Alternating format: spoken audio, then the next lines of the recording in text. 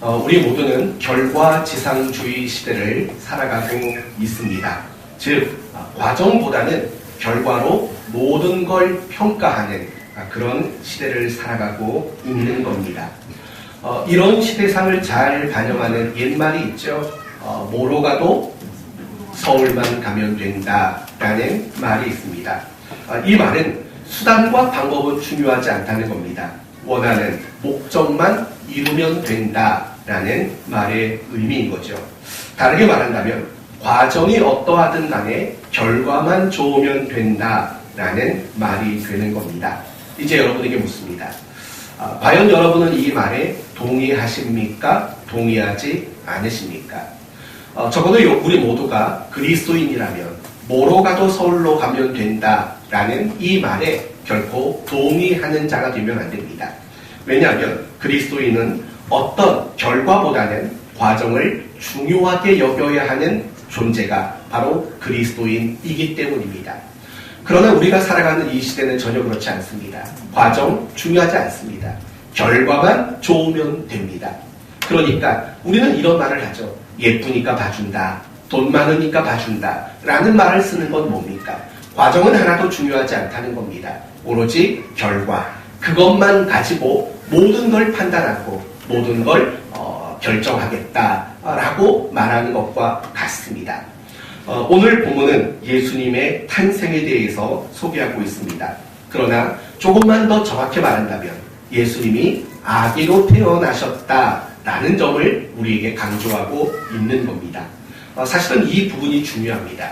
예수님이 아기로 태어나셨다. 이게 우리가 오늘 가장 주목하고 가장 중요하게 생각하고 그 의미가 뭔가를 고민해야 할 부분인 겁니다. 어쩌면 여러분은 이렇게 말할 수 있습니다. 목사님, 예수님이 아기로 태어나신 게 뭐가 중요합니까?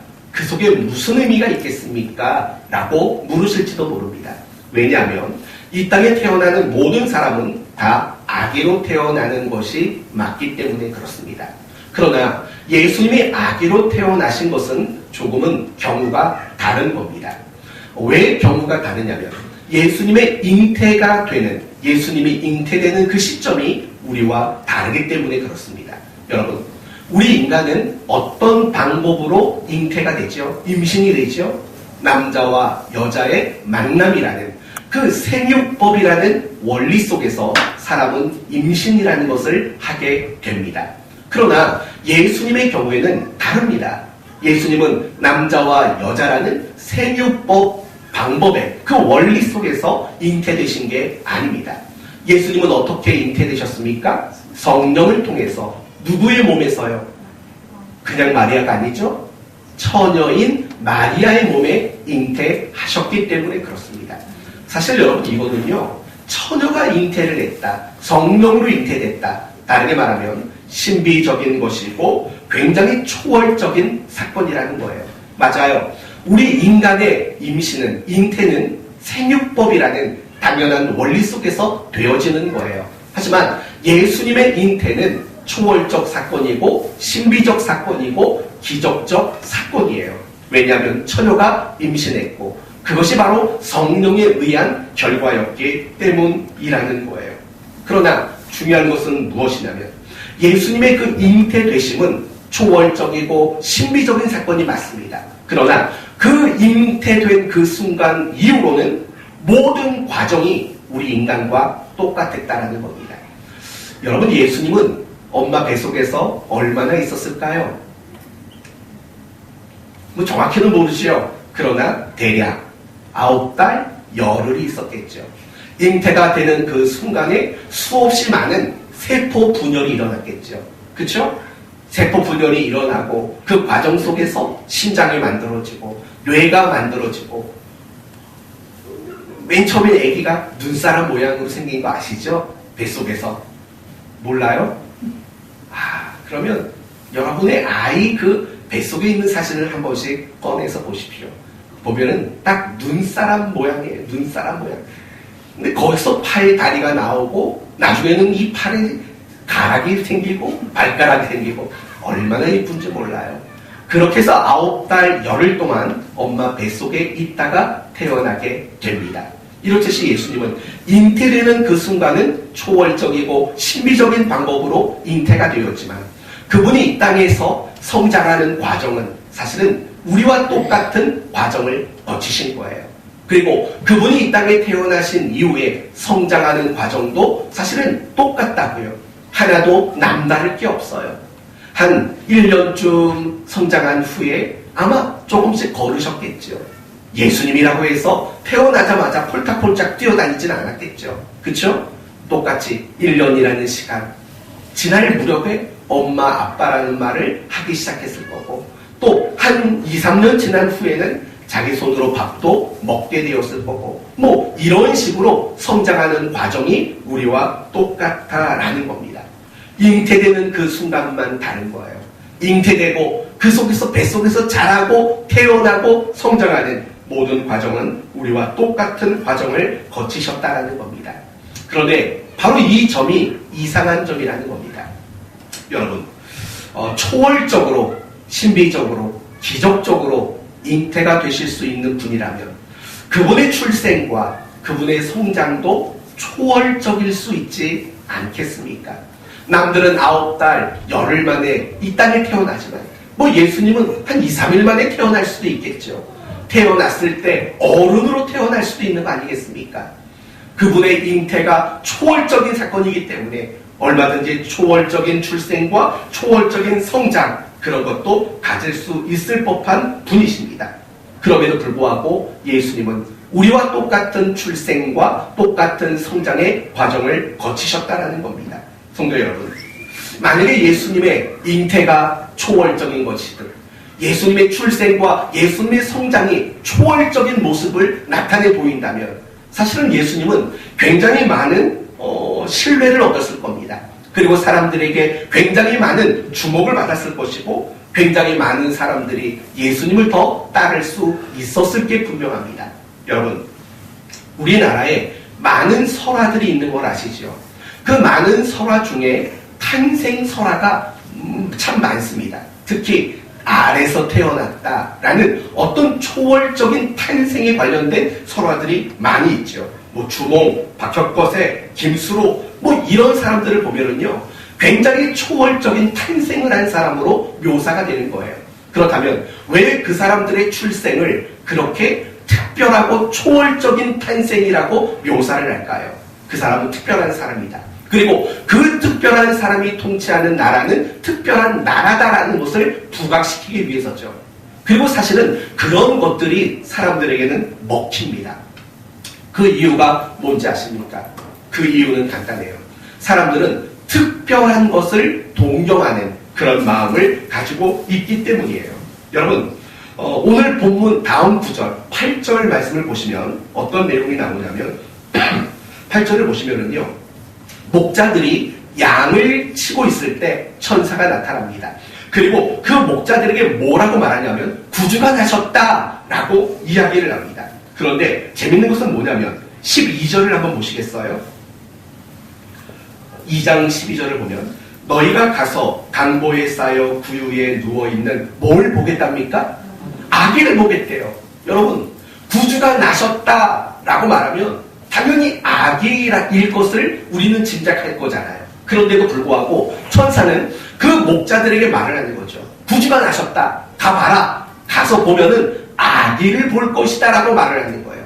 여러분, 왜 이렇게 말할까요? 그것은 분명히 목자들의 마음속에서도요 구주가 나셨다면 우리와 다른 모습, 우리와 더 특별함이 있는 그런 모양일 것이라는 기대감, 그런 특별함에 대한 동경의 마음이 그 목자들의 마음에도 분명히 있었기 때문이라는 거예요. 그래서 천사는 아기를 볼 것이라고 분명하게 이야기를 하고 있다는 거죠. 사랑하는 성도 여러분, 이처럼 예수님의 그 출생이, 탄생이 초월적이고 신비적이었다면 사실은 굉장히 많은 사람들을 향해 주목을 받을 수 있을 것이고 신뢰를 얻을 수 있었을 거예요. 그러나 예수님은 잉태되는 것 말고는 출생과 성장의 모든 과정은 우리와 똑같았다라는 거죠. 그 결과가 뭐냐? 결국은 손해를 보셨다라는 거예요. 마태복음 13장 말씀을 보시면 예수님이 자신의 고향이었던 나사렛에서 배척을 당하는 이야기가 언급되고 있습니다. 그렇다면 예수님이 나사렛 사람들에게 배척당하신 이유가 뭘까요? 지혜로운 말씀을 못 전했을까요? 아니면 어떤 권능으로 기적을 행하는 일들을 하지 못하셨을까요? 그렇지 않습니다. 예수님은 나사렛에서도 똑같이 지혜로운 말씀, 권능의 말씀, 어떤 신비한 기적과 능력도 분명히 나타내 보이셨습니다. 그런데도 불구하고 나사렛 사람들에게는 배척을 당하셨어요. 이유가 뭘까요? 이유는 간단해요. 그들이 이렇게 말을 했어요. 이는 그 목수의 아들이 아니냐. 그 어머니는 마리아, 그 형제들은 야고보, 요셉, 시몬, 유다라 하지 않느냐라고 말을 해요. 여러분, 이 말이 무슨 말일 것 같아요? 아니, 예수, 우리와 다를 바 없는 사람 아니냐? 우리 동네에서 함께 먹고 자란 사람 아니냐? 특별한 게 없는 사람 아니냐? 라는 그런 이유 때문에 예수님은 고향에서 배척을 당하게 되셨다는 거예요. 이처럼 예수님이 우리와 똑같은 출생과 우리와 똑같은 성장을 통해서 사실은 손해본 게 많다라는 거예요. 그렇다면 이제 생각해 봅시다. 예수님은 그런 손해를 감수하면서까지 우리와 똑같은 출생, 우리와 똑같은 성장의 과정을 겪으신 이유는 과연 뭘까요? 크게 두 가지 이유가 있습니다. 첫째는 두 번째 아담으로서, 즉 모든 인간의 대표자가 되기 위해 이 땅에 오시기 위함이라는 겁니다. 둘째 아담, 모든 인간의 새로운 대표자가 되기 위해서 예수님은 우리와 똑같은 출생과 성장의 과정을 예수님은 거치셨다라는 거죠. 로마서 5장으로 한번 넘어가 봅시다. 로마서 5장 1절로 한번 가보십시오. 로마서 5장 1절. 로마서 5장 1절에서 3절. 우리 다 같이 1절에서 3절을 읽어보도록 합시다. 시작. 그러므로 우리가 믿음으로 우리 주 예수 그리스도로 말미암아 하나님과 화평을 주시고 또한 그 말미암아 우리가 믿음으로써 이런 인생의 영광을 얻으며 하나님의 영광을 바라보고 즐거워합니다. 다만 그뿐 아니라 우리가 환난 중에도 즐거워하나니 이는 하나님 인내는 하나님을 연하는 소망을 이루는 자라니. 네, 됐습니다. 예수 그리스도로 말미암아 하나님과 화평을 누리자, 이렇게 이야기를 합니다. 그러면서 12절로 넘어가 보시면 이제 그런 것들을 대한 과정을, 배경을 설명하는데, 그러므로 한 사람으로 말미암아 죄가 세상에 들어오고 죄로 말미암아 사망이 들어왔나니 이와 같이 모든 사람이 죄를 지었으므로 사망이 모든 사람에게 이르렀느니라. 여러분, 여기서 말하는 한 사람이란 누굴까요? 한 사람으로 말미암아 죄가 세상에 들어왔다. 누구죠? 아담이라고요. 근데 이상하지 않아요? 죄를 지은 건 아담이에요. 그런데 왜 모든 사람이 똑같이 죄인이고 똑같이 사망의 자리로 가야 할까요? 이유가 뭘까요? 왜 그렇죠? 그 아담이 모든 인간의 어떤 위치에 있었습니까? 대표자의 위치에 있었기 때문인 거예요. 그래서 아담이 죄를 지은 것이 결국 모든 사람이 죄를 짓는 것과 동일한 효과를 나타내게 되었다라는 거예요. 그러면 여러분 19절로 넘어가 보세요. 19절, 5장 19절로 넘어가시면 한 사람이 순종하지 아니함으로 많은 사람이 죄인 된 것 같이 한 사람이 순종함으로 많은 사람이 뭐가 됐대요? 의인이 됐대요. 그러면 이 한 사람의 순종, 누구를 말하는 걸까요? 예수님을 말하는 거예요. 그럼 이상하지 않아요? 아니, 예수님이 순종했는데 모든 사람이 의로운 사람이 됐대요. 그렇게 될 수 있는 이유가 뭐예요? 예수님이 바로 우리의 무엇이죠? 대표자가 되셨기 때문이라는 거예요. 바로 이런 거예요. 첫 번째 대표자가 실패한 일, 그리고 그 실패로 말미암은 결과를 뒤집으시기 위해서 예수님은 두 번째 새로운 대표자로 우리 이 땅에 오셨다라는 거예요. 그렇다면 여러분 생각해봐요. 예수님이 이 땅에 두 번째 대표자로 오셨어요. 첫 대표자가 실패하고 그 실패의 결과인 사망을 뒤엎기 위해서 두 번째 대표자로 이 땅에 오셨다라는 거예요. 그런데 예수님이 우리의 대표자가 되려면 반드시 갖추어져야 할 조건들이 있죠. 뭡니까? 우리와 똑같아야 돼요. 그렇죠? 우리와 똑같아야 돼요. 우리와 똑같지 않으면 우리의 대표자가 될 수 없는 거라고요. 이런 관점에서 예수님이 잉태되신 이후에 우리와 똑같은 출생의 과정과 성장의 과정을 거치셨던 그 이유를 생각해 보세요. 그러면 결국 예수님이 왜 아기로 오셨는가? 그것은 우리의 대표자가 되셔서 첫사람의 실패를 뒤집어 우리에게 순종과 의의 열매를 맺도록 하시기 위한 그런 귀한 메시지가 그 속에 담겨져 있다는 사실을 우리는 알 수 있는 거죠. 두 번째, 예수님이 우리와 똑같은 출생과 성장의 과정을 거치신 이유는 우리의 아픔을 이해하고 우리를 긍휼히 여기시기 위함이라는 거예요. 히브리서 4장 15절에 이런 말이 나와요. 우리에게 있는 대제사장은 우리의 연약함을 동정하지 못하실 이가 아니요 모든 일에 우리와 똑같이 시험을 받으신 이로되 죄가 없느니라. 이 말은 쉽게 말하면 이런 말이에요. 예수님은요 우리의 아픔을 아시는 분이세요. 예수님은요 우리와 함께 우실 수 있고 우리와 함께 아파하실 수 있는 분이라는 거예요. 그 이유는 뭘까요? 예수님의 출생과 예수님의 성장의 모든 과정이 우리와 똑같기 때문이에요.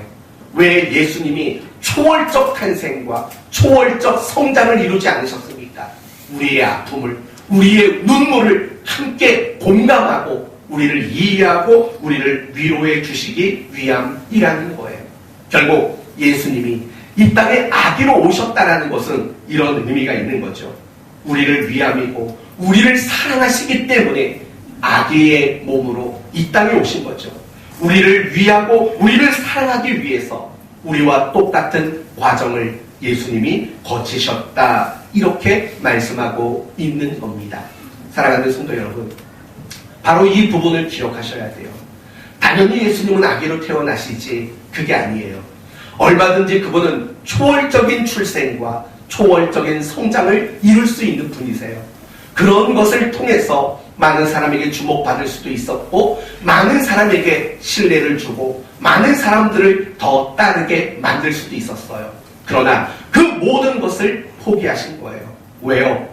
우리의 인생의 운명을 뒤엎기 위해서, 우리의 아픔과 우리의 눈물에 함께 하시기 위해서 기꺼이 우리와 동일한 과정을 예수님은 거치셨다라는 거죠. 이제 이 말씀이 우리에게 조금 더 확대되어져야 할 필요가 있는 거죠. 이렇게 확대하면 됩니다. 하나님은 과정을 중요하게 보시는 분이라는 거예요. 하나님은 저와 여러분에게 어떤 결과를 요구하는 분이 아니라 우리에게 과정을 요구하는 분이라는 것을 우리는 배워야 한다라는 거예요. 사랑하는 성도 여러분, 디모데후서 2장 5절을 보면 이런 말씀이 나옵니다. 경기하는 자가 법대로 경기하지 아니하면 승리자의 관을 얻지 못할 것이다 라고 말씀하고 있어요. 한마디로 말하면 이거예요. 경기하는 자, 어떤 시합을 하는 자는 반드시 과정이 중요하다는 거예요. 그 과정이 합법적이지 않으면 절대로 상을 받을 수가 없다라는 거예요. 여러분, 축구 경기를 보면 VAR이라는 게 있어요. 비디오 분석, 비디오 판독하는 게 있어요. 여러분, 이것 때문에 골이 아닌 골이 취소가 되는 이런 경우들이 많이 있잖아요. 골이 됐어요. 골이 넣었어요. 그런데 이 비디오 판독을 통해서 이건 골이 아니다라고 취소하는 경우들이 많이 생겨요. 어떤 경우일까요? 그 골을 넣는 과정에 어떤 반칙이 있거나 문제가 있으면 그 골을 취소하게 된다는 거예요. 가끔씩 이런 방송도 나와요. 명문대학에 입학했다가 그 입학이 취소가 되는 경우도 나온다고요. 왜 그럴까요? 그 입학하는 과정 속에서 어떤 문제가 있으면 그 입학이 취소가 되는 거죠. 이처럼 과정이라는 것이 사실은 굉장히 중요한 거예요. 마태복음 25장을 보시면 달란트 비유가 나오는 걸 아실 거예요. 1달란트, 2달란트, 5달란트. 나중에 결국은 주인이 돌아와서 1달란트 받은 자들을 향해서는 야단을 한다고요. 그러나 2달란트와 5달란트 받은 사람에게는 칭찬을 한다고요. 그 기준이 뭘까요? 이윤을 얼마나 남겼느냐일까요? 그렇지 않다라는 거예요. 만약에 이윤이라는 것이 칭찬의 기준이라면 5달란트 받은 자는 2달란트 받은 사람보다 훨씬 더 많은 칭찬을 받았어야 돼요. 그러나 칭찬받은 건 똑같아요. 어떻게 칭찬을 받았죠? 착하고 충성된 종아라는 칭찬, 같은 칭찬을 받았다고요. 그러니까 이 주인이 종들을 평가하는 기준은 이윤이라는 결과가 아니었던 거예요. 그러면 무엇을 근거로 칭찬과 책망을 했을까요? 과정이죠. 맞아요. 악하고 게으름이라는 과정을 밟았던 사람들은 야단을 치는 거예요. 그러나 착하고 충성됨이라는 과정을 만든 그 종들은 칭찬을 받게 되었다라는 거예요. 사랑하는 성도 여러분, 이 부분을 우리는 굉장히 중요하게 생각해야 돼요. 그러나 많은 사람들이 이 달란트 비율을 볼 때에도요, 어떤 결과에 집착하는 경우들이 너무 많아요. 아, 이윤을 남겼기 때문에 칭찬을 받았구나 라는 생각을 한다고요. 전혀 그렇지 않다고요. 이 달란트 비유는 이윤이라는 결과를 남겼느냐 그렇지 못했느냐 이건 중요하지 않아요. 정말 중요한 것은 그것을 맡은 이후에 주인이 돌아오기까지 그 과정을 어떤 시간으로 채워서 살아갔느냐, 바로 이게 훨씬 더 중요한 기준이고 근거였다라는 거예요. 사랑하는 성도 여러분, 이렇듯이 하나님은요, 우리에게 과정을 원하시는 분이세요. 그리고 하나님은 우리를 바라볼 때 항상 과정이라는 것을 중요하게 여기시는 분이라는 거예요. 성경의 인물로 한번 예를 들어봅시다. 아브라함을 생각해 보세요. 아브라함 하면 떠오르는 말이 뭐죠? 믿음의 조상이라고요.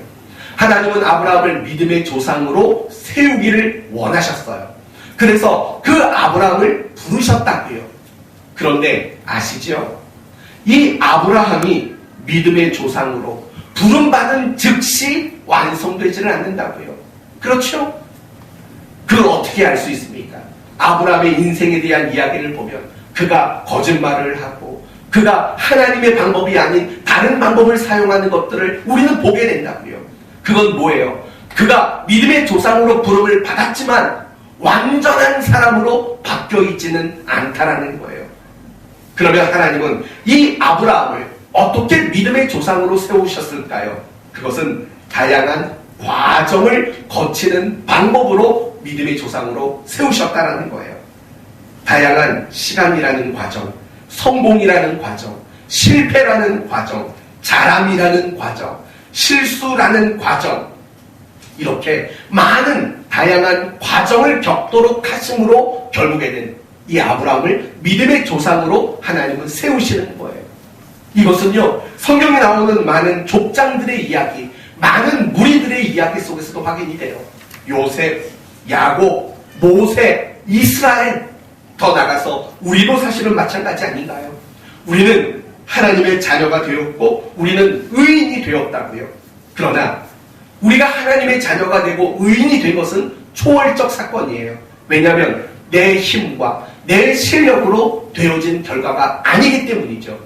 그러나 중요한 것은 무엇이냐면 내가 하나님의 자녀가 되었고 내가 의인이 되었지만 사실 나의 모습을 뒤돌아보면 아직은 의인답지가 못해요. 하나님의 자녀가 자녀답지 못할 때가 훨씬 많아요. 이유는 간단한 거예요. 우리가 하나님의 자녀가 된 것은 영적인 갓난아이로 태어났기 때문에 그래요. 그래서 내가 분명히 하나님의 자녀지만 자녀 구실을 못하는 거죠. 여러분, 아기를 생각해봐요. 갓난아기는 사람일까요? 사람이 아닐까요? 사람이에요. 그러나 사람 구실을 하나요? 못한다고요. 자기 손으로 뭘 먹지도 못하고 대소변도 못 가린다고요. 사람 구실을 못해요. 그러나 아기는 사람이에요. 완전한 사람이라고요. 마찬가지예요. 우리가 예수를 믿고 하나님의 자녀가 된 것은요, 영적인 갓난아이로의 출생이라는 거예요. 그래서 고린도후서 5장 17절, 여러분이 잘 아시는 구절이 나오죠. 그런즉 누구든지 그리스도 예수 안에 있으면 새로운 피조물이라. 이전 것은 지나갔으니 보라 새 것이 되었도다 라는 것은요, 우리가 영적인 갓난 아이로 거듭나고 중생한다는 뜻이에요. 그렇기 때문에 우리가 하나님의 자녀가 되고 우리가 의인이 되었음에도 불구하고 여전히 그런 것답지 못한 모습들이 우리에게 굉장히 많다는 거예요. 그렇다면 아직 하나님의 자녀답지 못하고 아직 의인답지 못한 우리를 하나님은 어떻게 만들어 가실까요? 바로 과정이라는 방법으로 우리를 하나님 자녀답게 만드시고 하나님 앞에 의인답게 우리를 만들어 가시는 거예요. 여러분, 이 과정이라는 것을 하나님은 얼마나 귀하게 쓰시는지 몰라요. 하나님은 인격적인 분이세요. 그리고 하나님은 우리를 인격적으로 대우하시는 분이세요. 여러분, 인격적이라는 말이 의미가 뭘까요? 이런 거죠. 내가 가지고 있는 의지, 내가 가지고 있는 자유, 이걸 억압해서 억지로 하도록 만드는 것은 인격적인 게 아니에요. 그러면 인격적인 건 뭐예요? 하나님이 내 삶에 개입하시고 내 삶에 간섭하시고 그래서 끊임없이 나에게 동의를 구하는 거예요. 동의하도록 우리에게 자꾸 요구하는 거예요. 그게 인격적인 거예요. 그러면 여러분 생각해봐요. 왜 하나님은 우리를 인격적으로 대우하실까요? 그냥 억지로 왜 하지 않으실까요? 아니면 그냥 하나님이 우리를 의인답게 한 번에 만들어 놓고 하나님의 자녀답게 한 번에 만들어 놓으면 되지 왜 자꾸 인격적으로 내 말 들을래? 안 들어? 알았어. 또 얼마 있다 와가지고 내 말 들을래? 이렇게 살래? 싫어? 아직도 싫어? 알았어. 왜 이렇게 하시겠냐고요. 그것은 사실은 우리를 과정을 밟도록 만들기 위한 하나님의 배려인 거죠.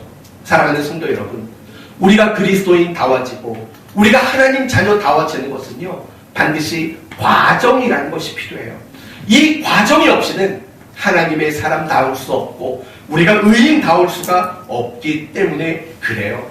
항상 하나님은 그래서 우리에게 인격적으로 대우하시는 거예요. 그래야만 우리는 참다운 성장과 참다운 성숙을 이루어낼 수 있는 존재들이기 때문에 그래요. 여러분, 제가 오늘 설교를 하면서 여러분에게 가장 중요하게 강조하는 단어가 뭔지 아시겠어요? 어떤 단어인 것 같아요? 과정이라는 단어예요. 예수님도 이 땅에 우리와 똑같은 과정을 거치셨다. 그것은 결국에는 하나님이 우리에게 과정을 보기를 원하시는 분이시고 과정을 만들어가기를 원하시는 분이시고 과정을 통해서 열매 맺기를 기대하시는 하나님이라는 사실을 우리에게 말씀해주고 있기 때문인 거예요. 그러면 이제 우리 자신을 생각해 봅시다. 여러분은 어떻습니까? 과정을 중요하게 생각하십니까? 정말 과정을 소중하게 생각하십니까? 아니면 반대로 과정을 외면하고 과정을 건너뛰고 과정이 없기를 바라는 그런 성도는 아니십니까? 사실은 많은 그리스도인들이 과정이라는 걸 굉장히 싫어해요. 과정을 건너뛰기를 바라는 그런 그리스도인들이 얼마나 많은지 몰라요. 예를 들면 이거죠. 공부도 안 하면서 공부 잘하기를 바라고 운동을 안 하면서 운동 잘하기를 바라고 노력도 안 하면서 좋은 결과를 맺기를 바라는 마음, 그런 것들이 얼마나 많이 있을까요? 사실은 우리의 신앙생활 속에서도 이런 것들 너무 많아요. 너무 많다고요. 기도 안 해, 성경도 안 봐, 예배도 열심히 안 나와, 경건 시간도 안 가져. 그러면서도 바라는 게 뭐냐면 신앙이 성장하기를 바라고 하나님을 닮아가기를 바라는 그런 마음들을 우리는 가지고 있을 때가 많은 거예요. 여러분, 결국 그것은 무엇이에요? 과정을 외면하는 일이에요. 과정이라는 것을 너무 가볍게 여기는 거라는 거예요. 그건 절대로 안 돼요. 과정이 없는 성장, 과정이 없는 열매와 결과는 없어요. 우리는 그걸 잊지 말아야 되는 거예요. 그런데 우리는 과정을 건너뛰는 것을 너무 좋아한다고요. 가장 대표적인 게 뭔지 아세요? 기도라는 거예요. 여러분, 우리가 기도하는 걸 가만히 들여다보세요. 대부분 뭔 줄 아세요? 과정을 건너뛰겠다라는 거예요. 그렇지 않아요? 과정을 건너뛰는 거예요. 내가 지금 겪고 있는 이 어려움, 내가 겪고 있는 이 괴로움, 이런 것들을 건너뛰는데 우리는 기도라는 걸 사용할 때가 너무나도 많이 있다는 거예요. 아니에요. 기도, 가장 훌륭한 기도가 뭔지 아세요? 가장 훌륭한 기도는 과정을 감당하기 위해 하는 기도가 제일 훌륭한 기도라고요. 하나님, 내가 지금 이 문제를 만났습니다. 빨리 지나가게 해주세요. 이 기도는 좋은 기도가 아닌 거예요. 하나님, 내가 어떤 문제를 만났습니다. 이 문제를 내가 신자답게 감당하기를 원합니다. 하나님이 고난을 겪게 하시면 이 고난을 잘 감당하기 원합니다. 여러분, 우리의 기도는 항상 과정을 만들기 위해 쓰여져야 돼요. 하지만 대다수 그리스도인들이 쓰는 기도의 목적은 과정을 건너뛰고 어떤 결과에만 집착하는 그 일에 우리의 기도가 쓰일 때가 사실은 너무나도 많이 있다는 거예요. 그건 올바른 기도가 아니에요. 저는 여러분 모두가 올바른 기도를 하셨으면 좋겠어요. 과정을 위한 기도가 가장 올바른 기도예요. 과정을 건너뛰고 결과를 만들기 위한 기도는 가장 초보적인 기도고 가장 수준 낮은 기도라는 것을 우리는 잊지 말아야 하는 거예요. 여러분은 방탕이 뭐라고 생각해요? 저는 방탕이라는 말이 나오면 늘 떠오르는 한 여인이 있습니다. 그 여인이 누군지 아시겠어요? 김효선 집사님이라는 여인이에요. 이분이 하도 그냥 임팩트가 강한 말을 해가지고 잊혀지질 않아요. 방탕이 뭡니까? 물었더니 인형이 기억나니? 뭐라고 말했지? 김효선 집사님이? 방에서 탕수육 시켜먹는 거예요. 이게 방탕이랍니다. 말도 안 되는 거죠. 근데 그 말이 평생 잊혀지지 않을 것 같아요. 방탕이 여러분은 뭐라고 생각합니까? 방탕, 술 먹는 거 좋아하고 세욕을 즐기는 걸 좋아하는 거, 그게 방탕일까요? 물론 맞아요. 그러나 성경이 말하는 방탕은 이런 거예요. 목표가 없이 살아가는 것, 그래서 시간을 허비하고 낭비하는 것, 이게 방탕이에요. 그런데 조금 더 다르게 말한다면 각자에게 주어진 그 시간 속에서 하나님이 원하는 과정을 만들지 않고 살아가는 것, 그게 방탕인 거예요. 술 마시지 않아도 방탕할 수 있어요. 어떤 세욕에 빠져 살지 않아도 얼마든지 우리는 방탕할 수 있는 거예요. 하나님은 우리에게 다양한 시간과 다양한 순간을 겪게 하세요. 웃을 때, 울 때, 기쁠 때, 슬플 때, 성공했을 때, 실패했을 때, 다양한 순간과 다양한 시간을 겪게 하신다고요. 그 시간 속에 하나님이 원하는 과정이라는 게 있을 거라고요. 그걸 만들지 않고 살아가는 사람, 그게 바로 성경이 말하는 방탕한 사람의 정의라고 말할 수 있어요. 누가복음 15장을 보면 방탕한 사람의 대명사가 나오죠. 바로 탕자라는 사람이에요. 이 탕자는 왜 탕자일까요? 먹고 마시고 즐기는 일에 인생을 허비했기 때문일까요? 맞아요. 그러나 우리가 그 본문을 조금만 더 자세히 묵상하면 이 탕자가 탕자인 이유가 드러나요. 뭔 줄 아세요? 이거예요. 아버지가 원하는 아들이 되어지는 과정을 만들지 않았다라는 점에서 이미 탕자라고요. 이 탕자가 집을 떠나지 않고 집을 떠나기 전에 아버지와 함께 있을 때 아직 아버지에게 어떤 유산을 달라고 말하기 이전에도 이 탕자는 탕자였다고요. 왜요? 이미 말한 대로 아버지가 원하는 아들이 되어지는 과정을 외면했기 때문인 거예요. 그런데 재미있는 건 뭔지 아세요? 그 본문을 그런 관점에서 보면은요, 첫 번째 아들도 탕자네요. 왠지 아세요? 비록 첫 번째 아들은 아버지와 함께 집 안에 살고 있었지만 탕자인 게 맞아요. 이유는 간단해요. 그 첫째 아들 역시 아버지가 원하는 아들을 만드는 과정이 없었어요. 그걸 어떻게 알 수 있냐고요? 둘째가 허랑방탕하게 살다가 집에 돌아왔어요. 아버지가 어떻게 하죠? 다락지 끼워주고 새 옷 입히고 신발 신기고 파티를 열어주잖아요. 살찐 짐승을 잡아서 파티를 연다고요. 밖에서 뼈 빠지게 일하다가 이 첫째 아들이 집에 들어와요. 그리고 그걸 보고 화를 내요. 어떻게 화를 내냐면 이렇게 내요. 아버지, 나한테는 염소 새끼 한 마리 잡아준 적이 있습니까? 화를 버럭버럭 낸다고요. 바로 그게 탕자라는 증거예요.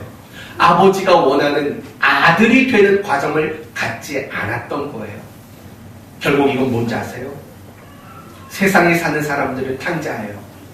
하나님이 원하는 자녀로서의 과정을 만들지 않으니까. 그런데 더 놀라운 것은 교회 안에 내가 하나님의 아들이고 내가 하나님의 딸이라고 말하는 사람들조차도 탕자처럼 사는 인생들 많다는 거예요. 하나님이 원하는 그 나를 만들어내는 과정, 그 과정을 만들지 않는 사람 모두가 탕자다. 그게 바로 누가복음 15장에 나오는 탕자 비유의 가장 중요한 핵심이 된다는 거예요. 사랑하는 성도 여러분, 성탄절에 왜 이런 말을 뜬금없이 하느냐? 어쩔 수 없는 거죠. 맨날 기쁘다 구주 오셨네만 할 수 없는 거죠. 우리가 이 성탄을 통해서 정말 아기 예수님, 우리와 똑같은 과정을 통해서 우리를 구원하신 그분을 생각한다면 당연히 우리도 과정이라는 것을 놓칠 수 없는 인생으로 그렇게 살아가야 너무나도 마땅하기 때문인 것 아니겠습니까? 과정을 외면하고 과정을 무시하는 신앙이 가장 나쁜 신앙이에요. 여러분, 막 광신도들을 보세요. 이상한 사이비 집단들을 보세요. 그들에게 과정이 있습니까? 없습니다. 그들에게 과정이 없어요. 가장 건강한 신앙은 과정이 있는 신앙이 가장 건강한 신앙인 거예요. 나쁜 신자가 어떤 나쁜 신자인 줄 아세요? 과정을 외면하는 신자가 항상 나쁜 신자일 수밖에 없는 거예요. 우리는 이런 거 잘 아시죠? 하나님 우리와 함께 하십니다. 아멘 맞죠? 맞아요. 하나님 우리와 함께 하셔요. 그러나 이 말을 붙였으면 좋겠어요. 주어진 과정을 감당하는 사람과 함께 하는 거예요. 하나님은 우리와 우리에게 합력하여 선을 이루셔요. 하나만 더 붙였으면 좋겠어요. 과정을 감당하는 자에게 합력하여 선을 이루시는 분이라는 것으로 이해하면 좋을 것 같습니다. 사랑하는 성도 여러분, 제발 여러분에게 권면을 합니다. 여러분은 그리스도인이에요. 아기 예수님의 탄생을 기뻐하는 분이라고요. 그렇다면 아기 예수님으로 우리와 똑같은 과정을 거치신 그분을 본받으셔야죠. 우리도 어떤 일을 하든지 간에 과정을 소중히 여기고 정말 그리스도인다운 과정을 만들어내는 일에 집중할 줄 아는 집중력을 우리는 가져야 한다는 거예요. 저는 여러분이 결과에 집착하지 않았으면 좋겠어요. 이유는 간단해요. 우리는 결과를 만들어내는 인물이 되지 못해요. 우리는 결과를 만들 수 있는 그런 실력이 우리에게 없어요. 단적인 예를 들어볼까요? 자식이 여러분 마음대로 돼요? 여러분이 배 아파서 낳았고 여러분이 세상에서 제일 사랑하는 대상이 자식이잖아요. 근데 내 뜻대로 되질 않아요. 맨날 저희 딸은 저한테 약 올리기만 해요. 속상해 죽겠어요. 아빠가 세상에서 제일 못생겼어. 아빠가 세상에서 제일 까매. 아빠는 이 목사님처럼 뚱뚱해. 언젠가 말씀드렸잖아요. 우리 딸은 목사님들은 다 뚱뚱한 줄 안다고. 내 뜻대로 되질 않아요. 아무리 식사 시간마다 저희 가족은요, 밥 먹을 때 항상 신앙적인 얘기를 해요. 성경 이야기를 하고 함께 나누고 하는 시간을 항상 밥 먹을 때마다 해요. 저는 이걸 우리 성도들이랑 꼭 해봤으면 좋겠어요. 우리 성도들이요, 가정에서 식사를 할 때 자녀들이 다 모이든 아니면 부부끼리 하든 항상 신앙을 나누는 시간을 이 식사 시간으로 삼았으면 좋겠어요. 유태인들의 신앙 교육은요, 항상 밥상에서 이루어졌다는 거 잊지 마셔야 돼요. 밥을 먹으면서 많은 걸 가리켜요. 많은 이야기를 해요. 근데 이게 뜻대로 안 돼요. 내가 제일 사랑하는 사람인데도 내 뜻대로 안 된다고요. 그런데 결과를 만들어낼 수 있을 거라고 여러분 생각하세요. 우리는 결과를 만들어낼 실력이 없는 거예요. 오직 우리가 가장 중요하게 여기는 것, 그건 과정인 거예요. 어떤 순간이든 그 순간에 그리스도인으로서 걸맞게, 합당하게, 정당하게 과정을 만들어내는 거예요. 정말 힘들고 어려운 일이 있으세요? 그러면 하나님 앞에 우는 과정, 기도하는 과정, 하나님의 뜻을 찾는 과정, 그 뜻에 순종하는 과정을 만드시라고요. 그게 신앙인 거예요. 신앙은 과정을 만드는 거지, 신앙은 결과를 만드는 게 아니에요. 이건 여러분이 평생 기억하셨으면 좋겠어요. 신앙은 과정을 만드는 거예요. 여러분이 무슨 일을 하든 어떤 순간이든 정말 중요한 건 과정을 만드는 거. 그게 가장 중요하다는 사실을 여러분 잊지 말아야 돼요. 제가 1년에 참 기쁜 날이 몇 번 있어요. 그 중에 하나가 성탄절이에요. 성탄절이 왜 기쁘냐면 우리 성도들이 과정을 잘 만들어요. 어제도 우리 성도들 여럿 오셔가지고 오늘 여러분에게 공개할 뭔가를 또 열심히 준비를 해요. 저는 그런 거 보면은요 굉장히 행복해요. 우리 성도들이 성탄절을 위해서 이런 과정을 만드는구나라는 그런 생각이 들면 사실은 너무 행복하더라고요. 물론 그렇게 잘하지는 못할 것 같아요. 웃기긴 하더라고요. 아무튼 과정을 만드는 거, 그게 가장 귀한 일이에요. 우리 장로님이 이제 세워지셨죠. 장로님에게, 우리 목자들, 리더들에게 제가 이 시간 부탁을 드립니다. 새해부터 교회 사역을 하실 때에는 과정을 많이 만드셨으면 좋겠어요. 과정을 많이 만드셨으면 좋겠어요. 어떤 일을 하든 즉흥적으로 하지 않았으면 좋겠어요. 그냥 생각나는 대로, 느껴지는 대로 일을 하지 마시고 이제 교회 일은 무조건 과정을 만드는 방법으로 일하셨으면 좋겠어요. 함께 모여서 의논을 하세요. 어떻게 할지. 그 의논에 끝이 없어도 괜찮아요. 많은 의논을 하세요.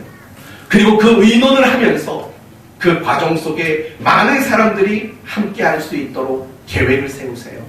그래서 내년도에는, 사실 내년도만이 아니라 교회는 어떤 일을 하든지 과정을 만드는 일에 집중해서 의논이 되어야 된다는 거, 이 사실을 기억하고 그렇게 여러분이 함께 일하셨으면 좋겠어요. 그 가운데 기쁨이 있을 거고, 그 가운데 감사가 있을 것이고, 그 가운데 하나님을 경험하는 일이 있을 거예요. 여러분 그거 아세요?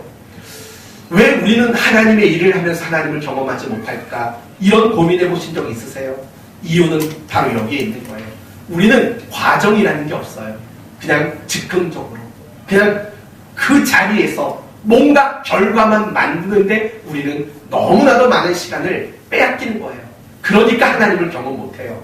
우리가 어떤 일이 있으면 모여서 의논을 하고 구체적으로 계획을 세우고 그 계획을 단계별로 진행하는 이 과정들을 만들면은요, 하나님이 함께 하시고 하나님이 도와주신다라는 이런 것들을 경험하게 되는 사람들이 교회 안에 늘어나는 거예요. 그러나 과정 없이 그냥 하지 뭐 이런 식으로 돼버리면은요, 하나님을 경험할 수 있는 방법이 없어요. 과정이 없으니까. 아브라함이든 이삭이든 야곱이든 요셉이든 그들이 하나님을 그토록 경험할 수 있었던 이유가 뭐예요? 다 그들은 각자에게 주어진 그 시간에, 그 순간에 과정이라는 것을 밟았기 때문인 거예요. 그렇기 때문에 우리가 항상 교회 일을 하는 가장 중요한 원칙은 과정을 만든다는 것, 이걸 가장 중요한 원칙으로 삼고 그렇게 여러분이 일을 하셔서 하나님을 경험하게 되는 놀라운 은혜가 임하게 되시기를 바랍니다. 이제 오늘 말씀을 마치겠습니다. 오늘은 성탄절입니다. 단순히 예수님의 탄생을 기뻐만 하는 그런 성탄절이 아니라 우리를 사랑하시고 우리를 위해 기꺼이 우리와 동일한 과정을 거치신 분이라는 사실을 깨닫는 성탄절이 됐으면 좋겠어요. 그래서 더 나아가서 나도 정말 그 아기 예수님처럼 과정을 소중하게 생각하고 과정을 신자답게 만들어 가기를 다짐하는 그런 여러분이 되시기를 바랍니다. 과정으로 칭찬받는 그런 성도가 된다면 여러분이야말로 이 성탄절의 의미를 가장 바르게 이해하는 성도라 확신합니다. 과정으로 칭찬받는 여러분 되시기를 예수님의 이름으로 축원드립니다. 아멘. 기도합시다. 하나님 감사